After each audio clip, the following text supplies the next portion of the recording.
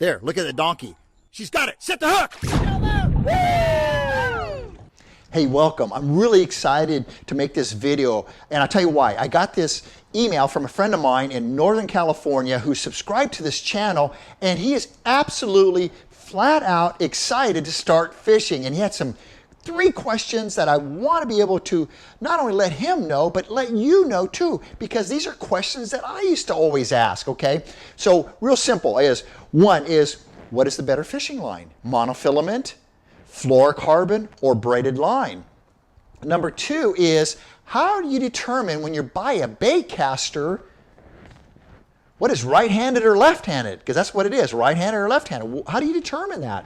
And number three is the different speeds on a bait caster. You know, there's a 5 ratio, there's a 6 ratio, there's a 7 ratio, 8 ratio, a 9 ratio. There's different ratios. What do those mean? Okay, so first I'm going to start with the fishing line. Okay, I use all three of them. Okay, monofilament back in the day was it. Well, we didn't have braid or fluorocarbon, and so we threw a lot of monofilament. I still like it under certain circumstances, and here's the circumstances. I like it in dirty, stained, muddy water. It's just a great all-around, okay, line. I just love it. It's kind of buoyant, so it doesn't really sink. I use it mainly, here's what I use it for, is 12 pound when I'm either ripping or cranking. Again, when I'm cranking, you know, I'm reeling it kind of fast, all right? So the fish don't have time to see a line, okay? That's what makes fluorocarbon so great, because it is a clear, invisible line that when it goes underwater, fish are supposedly not be able to see it. Now, I don't know anybody that's asked a fish that, but that's the theory behind fluorocarbon. And by the way, fluorocarbon sinks too. Oh, but back to the monofilament, all right? I use 12 pound if I'm using reaction bait, and I'll go to 8 pound and 10 pound if I'm using a worm, throwing a worm, whether it's Texas rig or shaky head. I'll use 8 pound. I'm not afraid to use 8 pound. I love the P line. I've been using it for so many years, and it's never let me down. Okay, so that's a little bit about the monofilament. I don't throw monofilament in crystal clear water for bass. Okay, braided line. All right, if I'm throwing a frog, okay, if I'm throwing a frog, the minimum I have tied on is 65 pound braided line. If it's really cheesy and it's stringy and you got a 6 pounder that comes up, I'm going to be going to 80 pound, but I won't throw anything less than 65 pound, okay, braided line, especially when I'm throwing a frog, because the money's on the line. I like to use a spider wire. I also love Power Pro, okay? And again, all the links are going to be below here, all right, on what I recommend. So take a look at that. So also on braided line is I will throw it on my spinning rod, okay? I have a spinning rod here. And the great thing about braided line is there's no memory, okay? Fluorocarbon has memories, like, nyeh.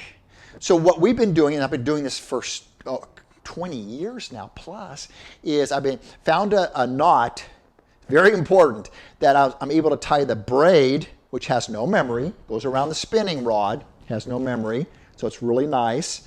And then I tie a knot to the fluorocarbon. And I found that the knot is probably the most important thing. That's one of my secrets that I'm giving away. So if you go down here, click, put your name and email in, and I'll send you a lot of secrets. One of them is the knot that I use, okay? I'm very specific because when the money's on the line, your knot better not break, okay? Have I broken off? Yes, and it hurts when you reel it in. You know you had a nice fish on, and all you have is braid left, okay? And that fluorocarbon's gone, okay, with the bait that I'm using. It hurts. So I've learned that lesson. So that's some of the applications I use for braid, okay? And don't be afraid to tie that knot. Remember, get that information below. And then finally, it's the fluorocarbon. That's the newest line. It's actually been out for quite a while now, but when you get my age, it's the newest line. And when it's a sinking line. When that goes underwater, okay, it is supposed to be clear, okay? So if you've got a clear body of water that you're fishing, okay, and the fish are finicky, I will tie on my spinning rod on, I will tie the braid on. And by the way, one thing I didn't mention about the braid is this may be 15-pound strength, but it's 4-pound diameter. This is 30-pound strength, but it's 8-pound diameter. The 65-pound braid that I throw the frogs on says 15-pound diameter, okay? And that's what I'll use 4 to 8-pound diameter in between. They're 6-pound diameter for my spinning reels because it keeps it down. I can get more on there, tie it off with the fluorocarbon. But the fluorocarbon I use a lot. I use 15-pound fluorocarbon. I use 20-pound fluorocarbon. But I also go down as low as 4-pound fluorocarbon, okay? And it just depends on what you're trying to do. But if you're just fishing a big body of water, it's clear, 6 to 8-pound fluorocarbon tied off to braid is fine. It sinks, it's invisible underwater. The reason you want a leader, I could be anywhere from 6 to 8 foot. I gotta go to 20-foot leader, okay? Because remember, that bait's in front of the fish. They're not gonna look up and go, oh, there's some braided line up there. Okay, their focus is trying to kill that and get their next meal. So I hope that helps. What do I use? I use exactly what I've been talking about here. That was one of the questions. The follow-up is, what is the better fishing line? So I hope that makes sense. Bait casters, okay? How do you know if you're right-handed or left-handed? That's the biggest thing. And man, I've heard all kinds of different theories, but here's what I want you to do. If you don't have a bait caster, just reach with the hand that you would hold the fishing rod with. Just reach out, okay?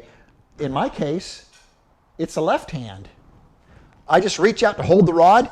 My left hand gravitates to the rod, and then my right hand is the one that I reel with. It's just natural, okay?